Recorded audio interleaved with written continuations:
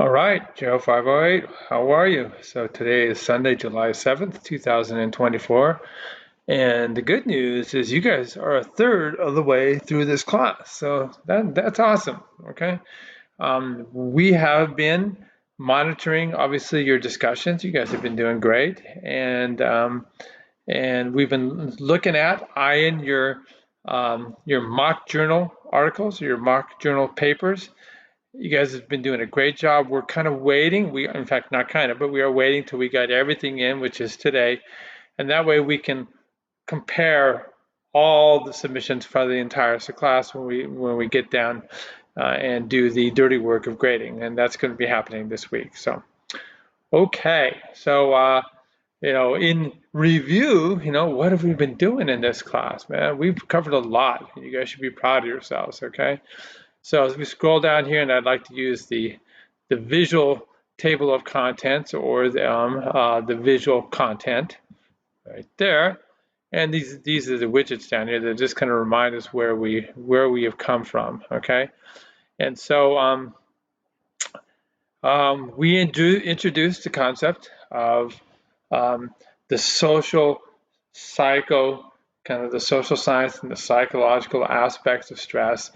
Really, applied to modern society. There are a lot of social problems. There are a lot of issues in terms of kind of reading the room, is an old colloquial saying, but it's just trying to fit socially, and the psychological consequences and the stress that comes from that.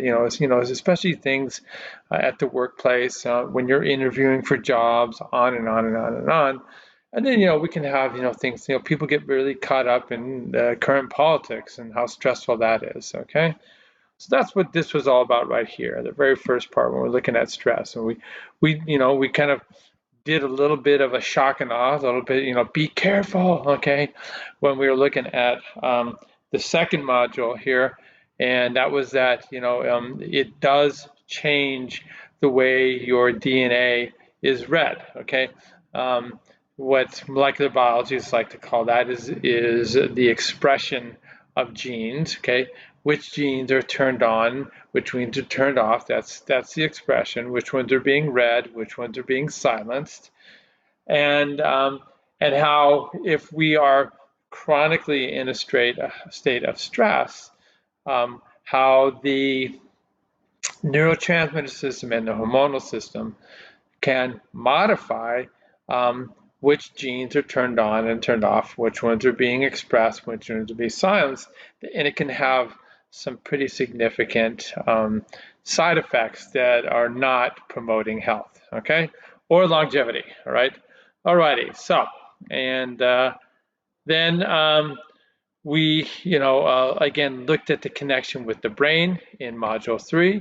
Module 4, then we expanded the horizon and we started to look at how having chronic stress can promote disease conditions. We talked a lot about what's happening in the brain, but it really does start with, when we're having this chronic elevation of cortisol, it can cause what's called a cortisol-related diabetes, okay? Diabetic condition is a very inflammatory condition, okay? And in addition, a big part of the cortisol-related diabetes is a type 2 diabetes that is reflection of an insensitivity to the actions of insulin. And we know from this readings in this particular module that insulin is a growth factor, okay? And it's important for growth of tissue all throughout your body. Now, excess activation of insulin from overnutrition can cause abnormal growth of fat cells and get you into serious trouble, okay? So, you just got to get that sweet spot. And especially now when we're talking about the brain, because your brain does use insulin, okay, in times of nutrition, okay, that's when insulin is released, when you've had a meal that has glucose in it. It also, the kind of twin brother, so to speak, is insulin-like growth factor 1 that is released by the liver. The insulin is being released by your pancreas, and insulin-like growth factor is released by the liver. And that's released when you have high levels of protein in the diet. And then both of those growth factors go up to the brain and say, hey, guess what? There's a bunch of goodies coming in the bloodstream. So we're going to turn you on so that you can now make new synapses, make new dendrites, and become a better, more efficient brain. All right. So then you go to the diabetic situation, and you have resistance, meaning that these hormones are released, but the nerve cells don't act accordingly. They don't sense it as well. Okay.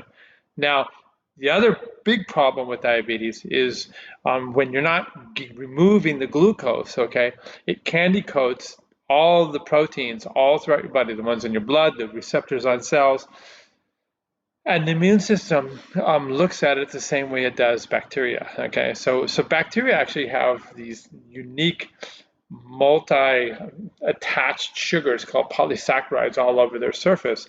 And so the immune system is out there looking for that.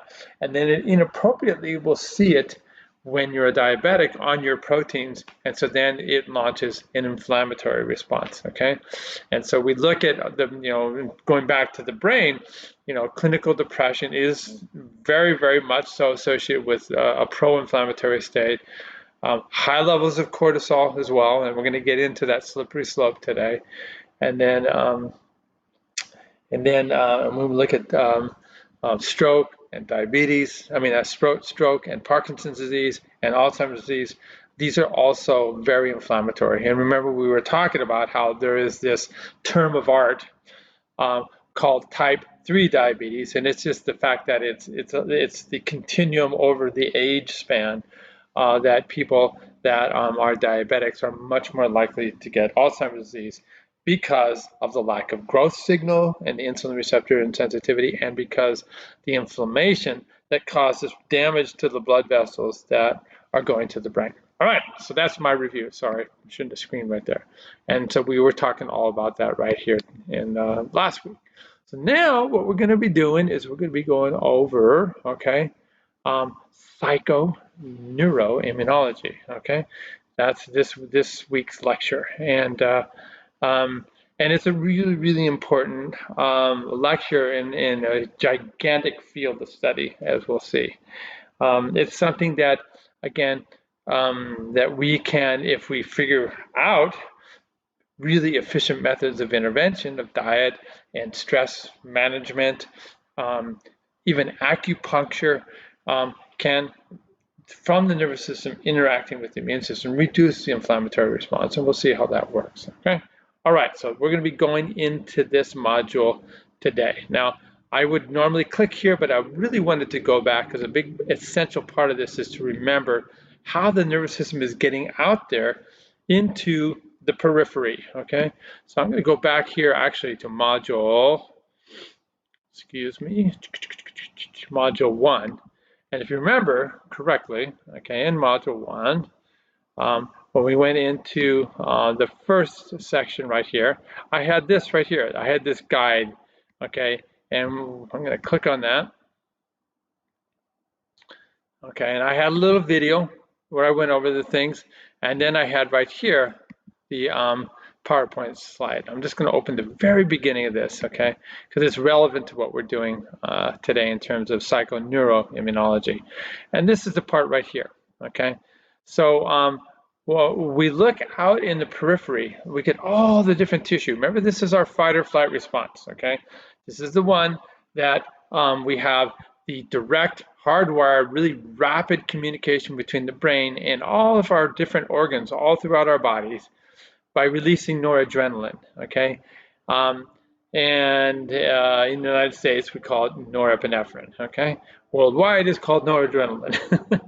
And then do remember that right here, then, this is where the noradrenaline comes in here and activates the adrenal gland that sits on top of your kidneys, and that will then release epinephrine in the United States and adrenaline everywhere else in the world, okay? And it does all these fight or flight actions. Now, what you should understand, in addition, is when you're releasing noradrenaline here or adrenaline into the bloodstream, it becomes a hormone here, that all of these tissues have immune system cells. There are immune system sentries in every single bit of the tissue. Our blood drains into our lymphatic system, okay? And it's also sensing the levels of adrenaline or noradrenaline that is in your bloodstream, okay? And then there's another component that it's going to be sensing, and that would be the level of cortisol that is in your bloodstream, okay? Remember, the cortisol is always feeding it. Yes, it is promoting the release of glucose, but it's also always feeding back saying, can we shut things down? And it helps to shut down the immune system that gets activated when we have high levels of adrenaline, all right? Now, this right here is the rest and digest system, okay? And what's important about this is it is kind of the yin and yang, and it is a means by which, when the stressor is over, we have this automatic, it's called our autonomic nervous system. I like to call it the automatic.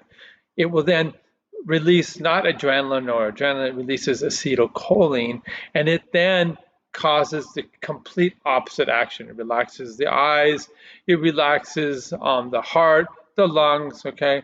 You produce saliva, it allows you to digest, okay? And what it also does is it shuts down the production of inflammatory cytokines. So here we were in alarm state producing cytokines, and here we then shut down the production. So anything we can do, okay, and you look at this guy right here, okay, and all I can think about is meditation, okay. You see right over here on my shoulder, okay, a little green, a little forest bathing, some healthy diet, okay, a little exercise, whatever it takes, okay, that we can activate this system. And this is actually the system that is also activated by acupuncture, okay, to oppose these inflammatory actions. All right, I'm not going to go over the rest of the slide deck. I just wanted to show you guys that. Okay, awesome. Okay, so we're back here, and so what I'm going to do now is I'm going to go back into, we can go this action. This is not the visual table of contents, this is the actual table of contents, okay?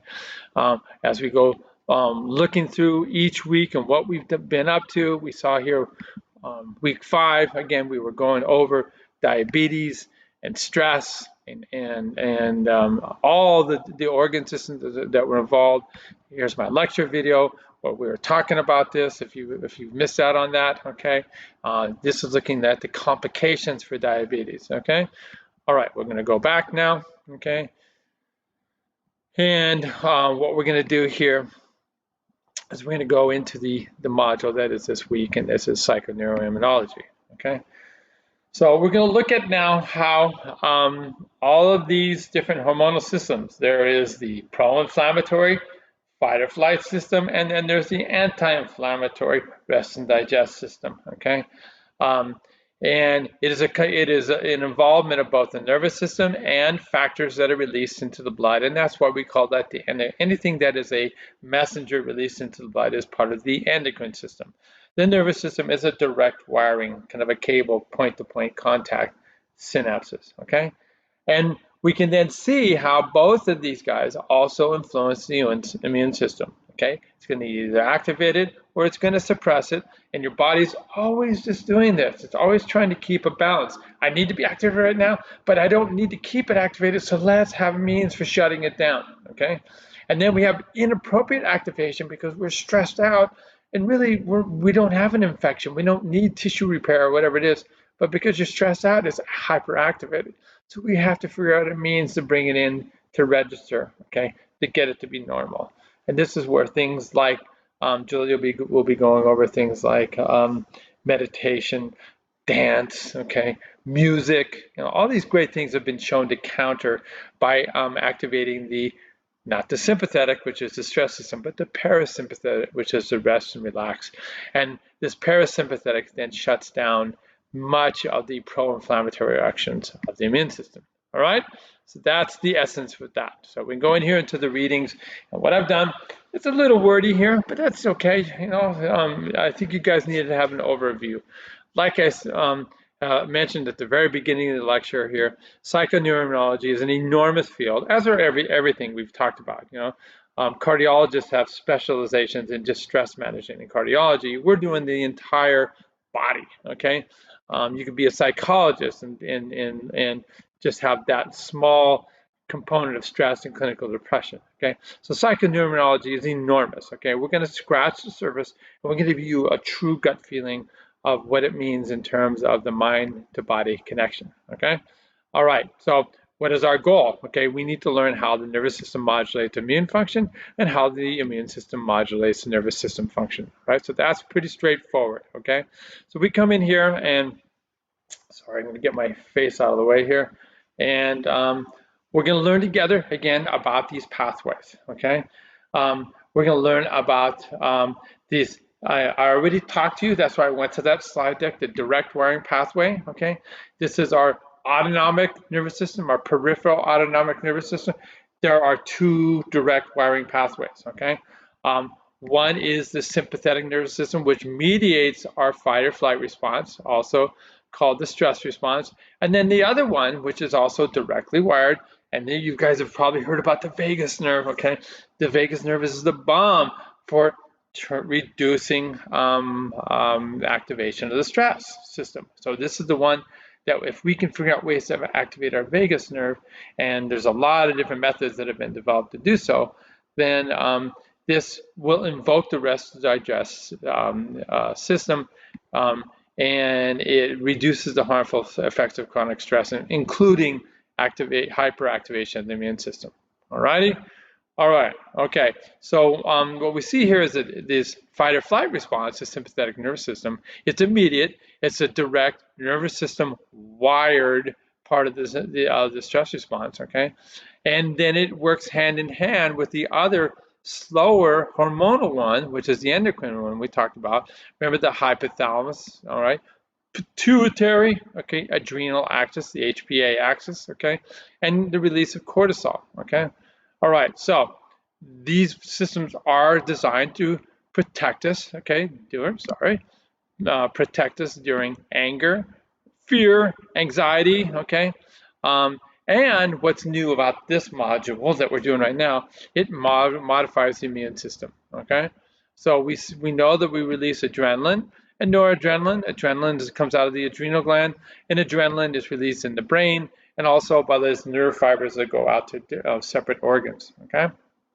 And they not only get us going, okay, but they also, okay, cause a release of pro-inflammatory, so this is inflammatory messengers, okay, called cytokines. And the whole point of this is oftentimes when you're in this fight or flight response, you're gonna have some tissue damage, okay? If you're really, really sick, you release this, okay? To activate the immune system to get rid of all the bad players, okay? But we need to be able to shut it off, and that's the important thing. Okay, well, how does the immune system just let everybody in the immune system? Oh my God, talk about a complicated system.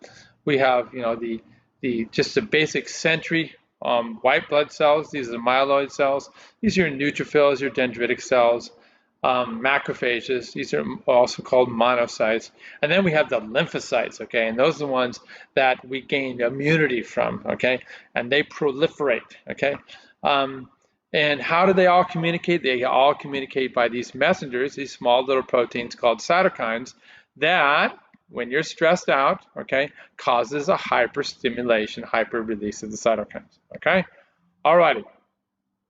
Our nervous system and these cytokines, okay, when they get released, they actually will release another messenger called substance P, P for pain, and that activates the receptors. So when you have swelling or inflammation in your knee and it's sore, substance P is being released by these cells up here into the spinal cord, up into the brain, to let you know we got a problem down there, okay? All righty.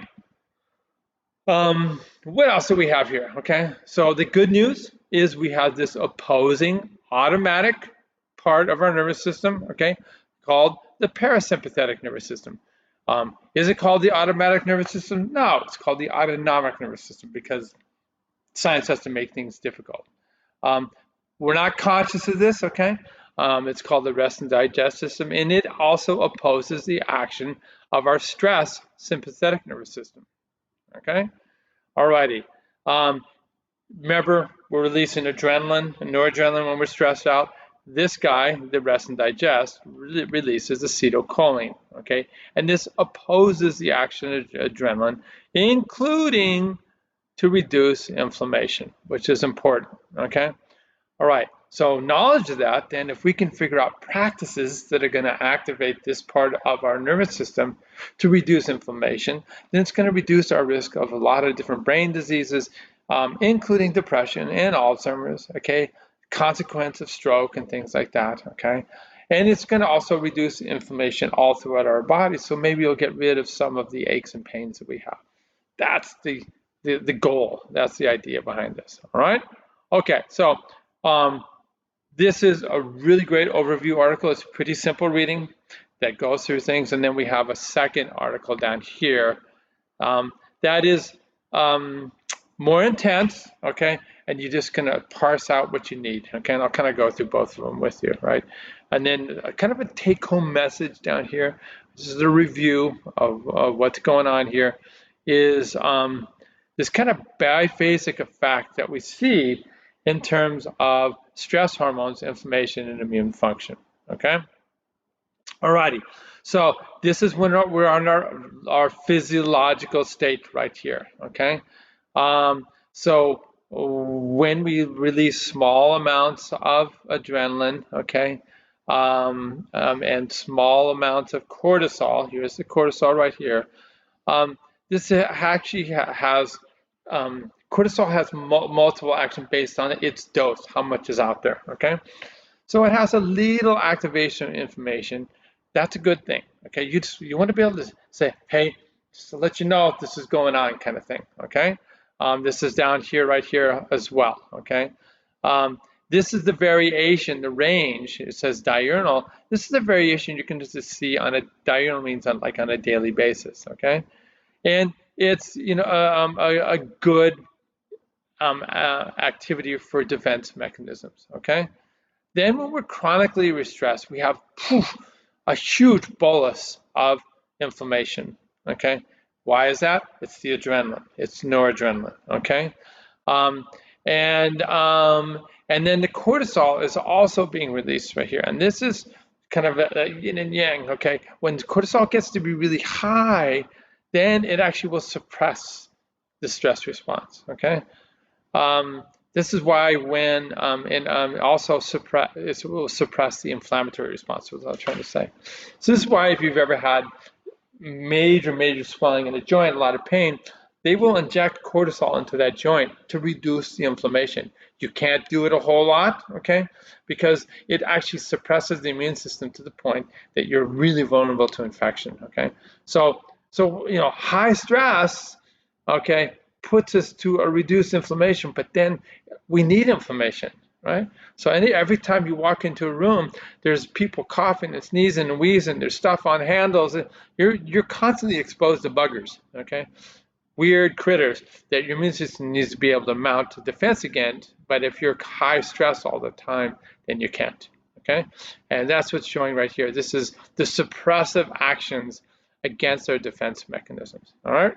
Okay. Very cool. So let's go back up here. That's just a quick overview of what's going on here. We always provide a PDF file. This is a Microsoft Word file right here, just in case the link's not working. Okay, so we're going to go in here. I think it is working, and there it is. So it gives us a definition of what is psychoneuroimmunology, and this is it doesn't matter what you guys. So maybe you're going to become a health coach.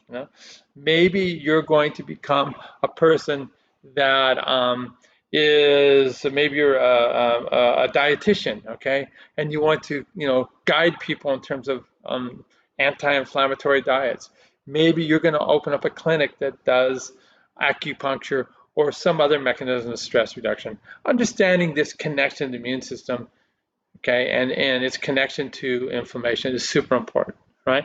So that's what this review is all about. It explains to you what psychoneuroimmunology is, and it talks about how the nervous system interacts with your immune system, okay? All right, so this goes over a number of papers down here, okay, that talk about it. Like I said, the immune system, there are so many different immune system messengers. There are some that are of notoriety, okay? TNF alpha, we're going to learn about later on today, is a big one, okay? And it is a target of hyperinflammation, and so one of the major therapeutics is an antibody that will gobble up TNF alpha so it doesn't create inflammation. So that is an example of a cytokine, all right? Another primary cytokine that is pro-inflammatory is interleukin-6, okay? And there are agents that like Enbrel that are used to reduce a lot of different types of autoimmune diseases that are because of hyper release of those guys. So let's take a look here, for example. List of diseases treated with, I can't type, sorry guys, Humira. I'm sure you guys have heard of Humira, all right? So it's used to treat rheumatoid arthritis. It's used to treat Crohn's disease, which is an inflammation of the intestinal system, okay? It's psoriatic arthritis and psoriasis, okay? This is a combination of these hyperactivated skin patches that cause abnormal growth and pain, okay? And hyperactivation of tissue in the joints that cause abnormal growth and pain. So you suppress it with this agent, Humira, that binds up and gets rid of the cytokines, okay? There's more items, okay? Look right here. And this is the Humira website. So there's tons and tons of different uses for Humira, okay? All right, I just wanted to show you that just to give you a feel.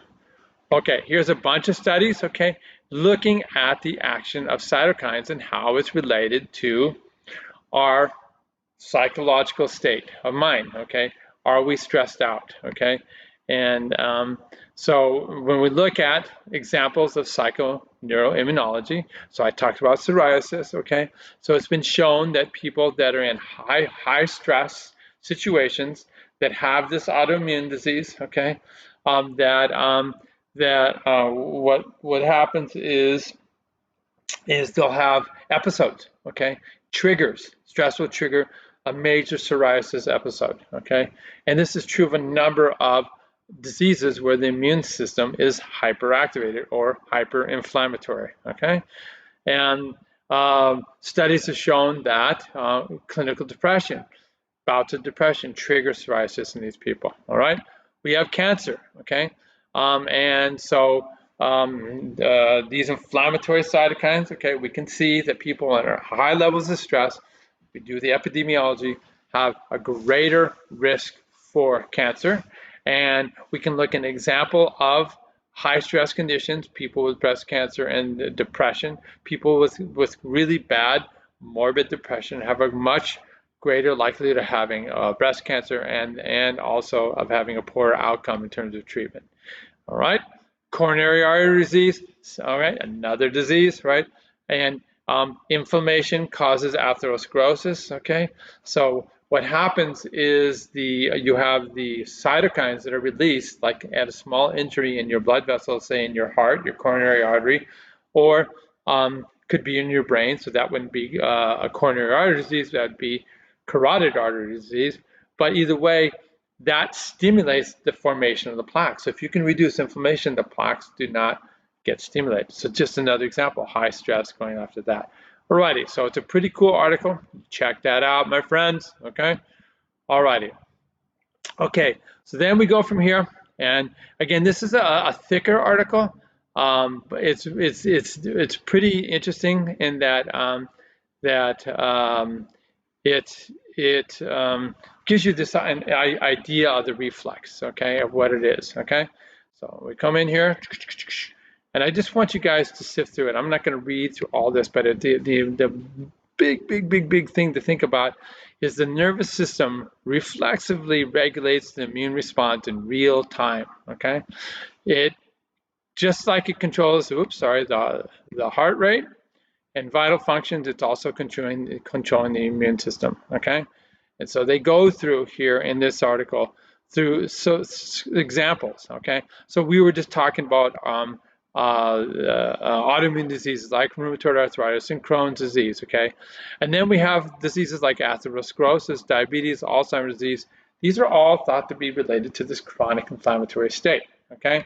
Alrighty, so then they get in here and they talk about TNF-alpha, or tumor necrosis factor. That's the cytokine that's released, okay? This is the one that Humira binds up. That's why I wanted to go to that particular website. They talk about, who's going to activate the release of TNF-alpha. Remember the autonomic nervous system, okay? And specifically, when we're looking at this, it's the sympathetic nervous system, okay? They're talking about how we have the parasympathetic nervous system, okay, that helps to control things, okay? So it's a yin and yang, and it will reduce its actions, okay? Alrighty, so they're talking about how TNF-alpha, okay, amplifies and prolongs the inflammatory response, okay? And it releases other cytokines, okay? And this is neither here nor there for you, but HMGB1 changes what genes are turned on and off to make it pro-inflammatory, okay? Alrighty. Then they go through the list of cytokines, and these will be really, really cool for you to understand if you're a scientist, but you're not, so don't worry about it, okay? And then they talk about, again, these antibody treatments, okay? There's a lot of that are used in research, as indicated here, and then the ones used clinically, like I was talking about, okay? And so Humira is the most common one. And so you have these antibodies that can reduce TNF-alpha and can change the course of activation, okay? You can have a condition, okay? When we have endotoxemia, okay? This is where you have these sugar-like proteins that we see in bacteria, but it can also happen in mammals, like in diabetes, and they talk about the relationship in there, and you can check that out, okay? All right, so let's kind of look at the pathways down here.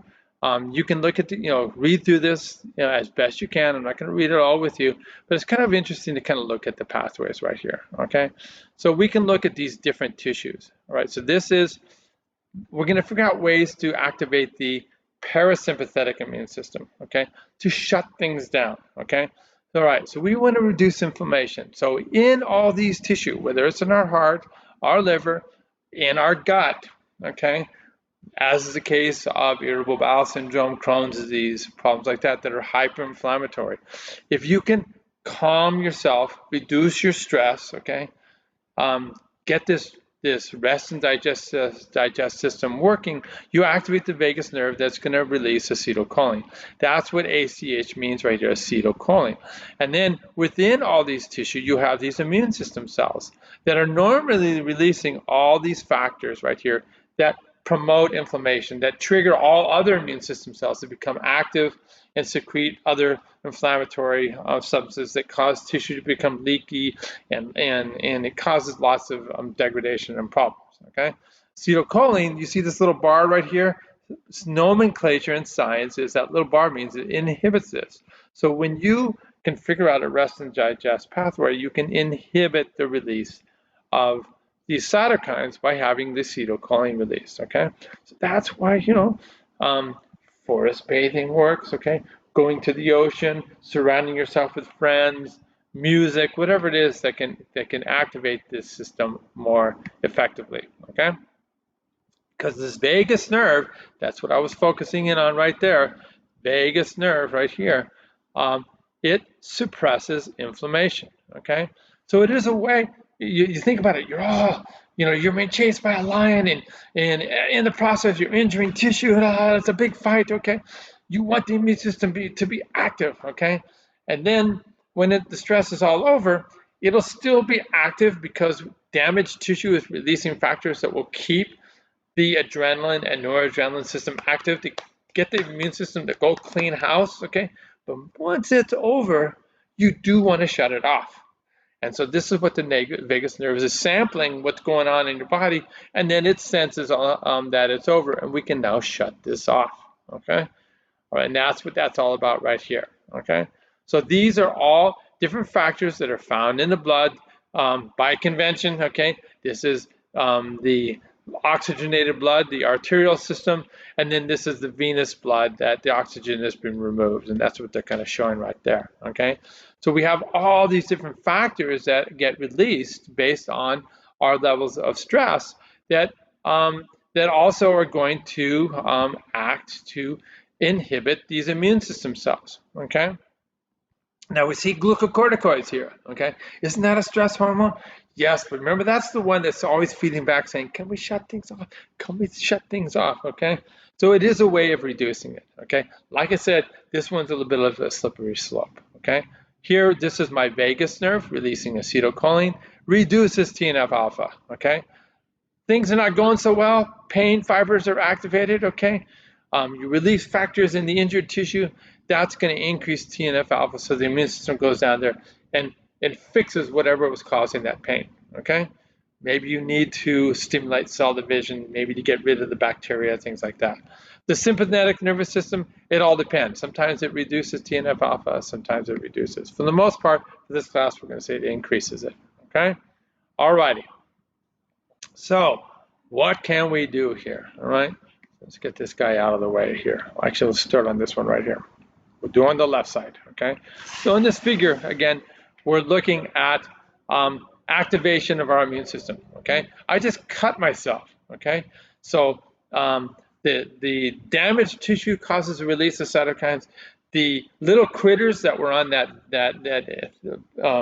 part of the environment that cut me, okay, have bacteria, and so what happens is you then activate the immune system, and it's going to release these pro-inflammatory cytokines. You're going to activate this guy, the sensory fibers. It's going to tell the brain, okay, that we got a problem, okay? All righty. Now, there's two different ways to go. We need to keep activating the immune system because the problem is not going away, so that's this sympathetic nervous system. But then when it's starting to fix itself, okay, and there's no longer all this pro-inflammation, then we need to shut it off as quickly as you can, and that's what the acetylcholine is going to do, okay? It's going to shut it off. And remember this guy right here, the glucocorticoids, okay? That's going to shut it off, okay, when they're at high levels. All right. We come back over here. Here's something that you can do in terms of your personal practice. We have biofeedback, we have meditation, we have behavioral conditioning, okay, that are going to hopefully activate this vagus nerve that releases acetylcholine. That's the goal, okay? And so these, we also have the ability to test psychoactive anti-inflammatory agents that will mimic the action of acetylcholine. There's even studies where you can actually go in, it's invasive a little bit, okay, but you can put an electrode on the vagus nerve and stimulate it to bring things back in order. So vagus nerve stimulation is a mechanism. We can do acupuncture, okay? And down here, we have the use of local cholinergic agents, like a nicotine patch, okay, or drugs that can be taken. Awesome. All right, so that's kind of the overview of that. I want you guys to read a little bit more detail. All right, that's what it's all about. Okay, and then we come down here, and this is a final article that talks about us and who we are as primates. Okay, and this is where we are the pro-inflammatory primate. Okay, and yes, we are. It's a short article. It's three pages long, and so. Obviously, if we can do some studies, just like Sapolsky, okay, when he was using the baboons, okay. So this is looking at a group of very social macaque monkeys, okay. And in this particular situation, okay, they were looking at the sociality, okay. Remember social subordination. Remember the Sapolsky video. Remember the social workers, okay, the government workers in Great Britain, okay. And we see that if you're at the bottom of the pecking order, you are a subordinate, okay? Because of the constant release of adrenaline, you create this constant pro-inflammatory state, all right? Yes, you're releasing cortisol, okay? Trying to turn it off, but your brain is saying, oh man, I'm stressed, and so it keeps that from happening, okay? And then, the problem is you had this low level of inflammation, but then when you really, really need to have a hyperinflammation, okay, to fight off some infection, then the cortisol keeps that from happening too, right? So you can see it's a very complicated picture between adrenaline and cortisol, righty? Alrighty, so it goes through this concept, and not surprisingly, subordination produces adverse health consequences when looking at this kind of group study group of these monkeys that were being looked at. Okay, and so they're looking at the health status in these guys. Okay, and so they wanted to take a look and say, okay, let's evaluate their immune system. Okay, so we see that there's a lot of cytokines, okay, going on in these guys right here, and that's what this is all about here. So why are we seeing this eroding health, corrosive health in the people that were subordinate socially? Okay, and people meaning peoples that are these monkeys, these rhesus macaques. Okay, and so they tell you right here their study design. Okay, they looked at females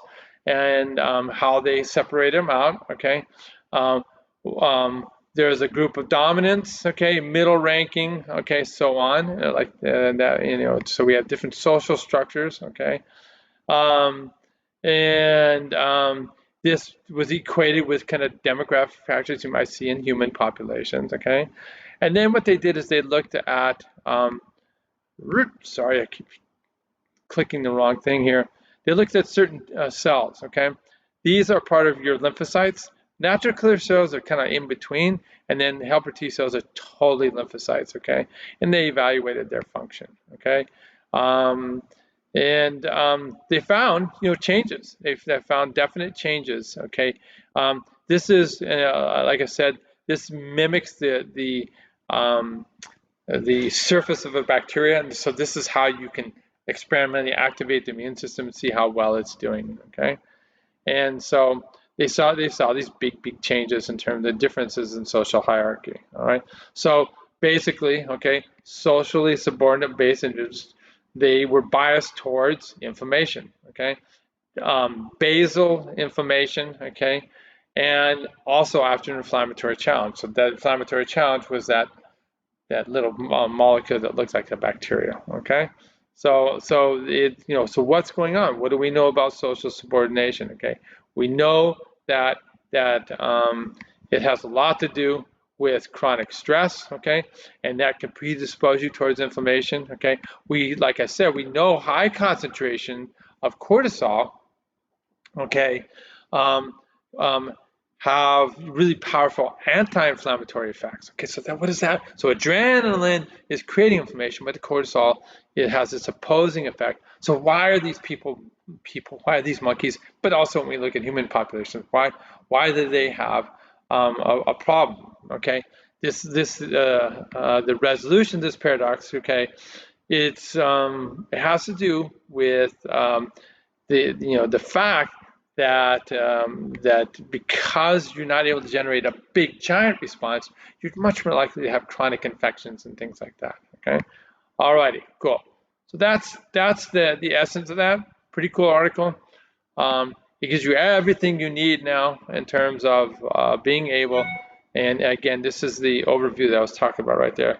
Everything you need to know in terms of being able to get in there now and address the discussion down here, okay, that goes over these key concepts of these two opposing systems, okay? Alrighty, so what else do we have in here? I talked about the Cousins video, but I'm not seeing the Cousins video. Let's take a look here and see if it's in here, okay? That may be a video that got nixed in the transfer classes from Blackboard to oh, there it is. There's the Cousins video. Sorry. Okay. So in this video, this is a program in psychoneuroimmunology at UCLA. Okay. Sorry. Great program. So do check it out. Okay. And they talk about the kinds of work that they're doing. and how it's relevant. Okay. Intervention steps to modulate The the cousin immune said is system. very interested in understanding the interactions between the brain, the body, and the immune system. All right. And the So science. this is putting everything into practice that we just did in this lecture. Then down here, this is a research study, okay? Looking at stress reduction, and then having a readout of immune function, okay? This is a long study. We are very happy to have it's Kavita a pretty Vidara cool here analysis to of give what's the going presentation, on, okay? All right. which Very is cool, the mind-body cool. connections, important implications for health. Awesome. All right.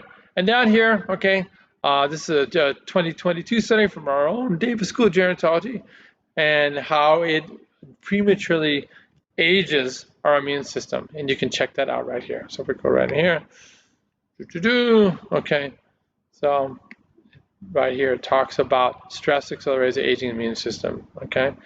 And very, very cool thing. It was relevant, of course, to COVID when it came out. Excuse me, I'm losing my voice. Okay, guys, peace. You guys do well, and we're going to set you up for the following lecture, which is looking at the microbiome.